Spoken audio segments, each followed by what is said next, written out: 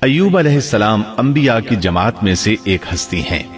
اللہ تعالیٰ نے صبر کے معاملے میں بطور خاص ان کا تذکرہ فرمایا ہے، لوگوں کے لیے ایک مثال اور نمونہ ٹھہرایا ہے۔ آپ کا نسب نامہ یوں ہے: ایوب بن موس بن رازح بن عیس بن اسحاق بن ابراہیم علیہ السلام، یہ سیدنا اسحاق علیہ السلام کی نسل میں سے ہیں۔ ابراہیم علیہ السلام کے دو صاحبزادے تھے، اسماعیل علیہ السلام اور اسحاق علیہ السلام۔ ان کے بعد سب کے سب انبیاء کرام اسحاق علیہ السلام کی نسل سے تھے، سوائے نبی کریم صلی اللہ علیہ وسلم کے۔ آپ اکیلے سیدنا اسماعیل علیہ السلام کی نسل سے ہیں۔ اسحاق علیہ السلام کے بیٹے ہیں یعقوب علیہ السلام۔ انہی یعقوب علیہ السلام کو اسرائیل بھی کہا جاتا ہے۔ اسی نسبت سے بنی اسرائیل کا مطلب ہے یعقوب علیہ السلام کی آل اولاد۔ یعقوب علیہ السلام کے 12 بیٹے تھے۔ ان کے بیٹوں کو اسباط بھی کہتے ہیں۔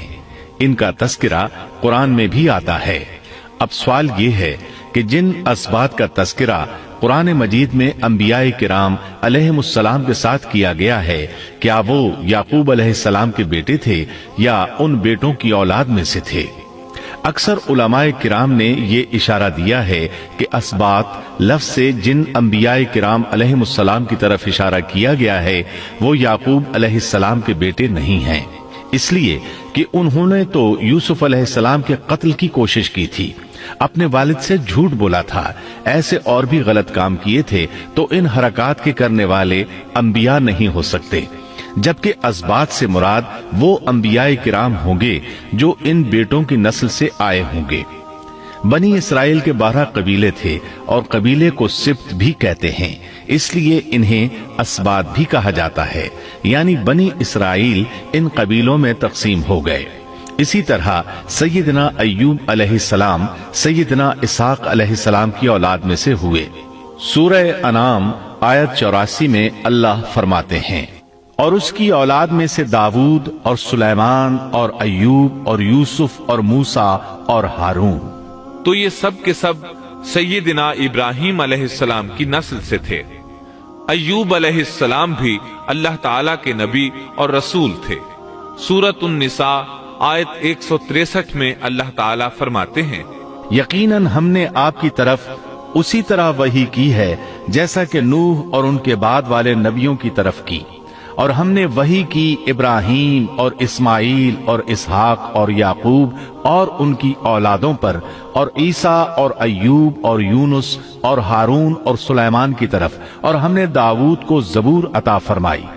اللہ تعالیٰ نے ان سب انبیاء کرام علیہم السلام کی طرف وحی فرمائی، اور ایوب علیہ السلام بھی ان رسولوں میں سے ایک ہیں۔ اللہ تعالیٰ نے آپ کو آپ کی قوم سوران کی طرف مبعوث فرمایا۔ یہ قوم ملک شام میں رہائش پذیر تھی۔ آپ بہت زیادہ مالدار تھے۔ اللہ تعالیٰ نے آپ کو بہت زیادہ نعمتوں سے نوازا تھا۔ آپ کے پاس بے شمار مویشی تھے، لا تعداد نوکر چاکر تھے۔ اللہ نے آپ کو بہت سی زرعی زمین بھی عطا فرمائی تھی۔ آپ تاجر بھی تھے، تجارت کا سلسلہ دور دور تک پھیلا ہوا تھا۔ اللہ تعالیٰ نے آپ کو کثیر اولاد بھی عطا فرمائی تھی۔ آپ کے ہاں 7 بیٹے اور 7 بیٹیاں تھیں۔ آپ خود بھی صحت مند اور طاقتور تھے۔ آپ کے اصحاب کی تعداد بھی کافی تھی۔ گویا اللہ تعالیٰ نے آپ کو گوناگون نعمتوں سے نوازا تھا۔ آپ روئے زمین پر نعمتوں سے مالا مال شخص تھے۔ اللہ تعالیٰ نے آپ کو آزمانا چاہا تاکہ بعد میں آنے والے لوگوں کے لیے آپ صبر کی مثال بن جائیں۔ آخر صبر کا مرحلہ شروع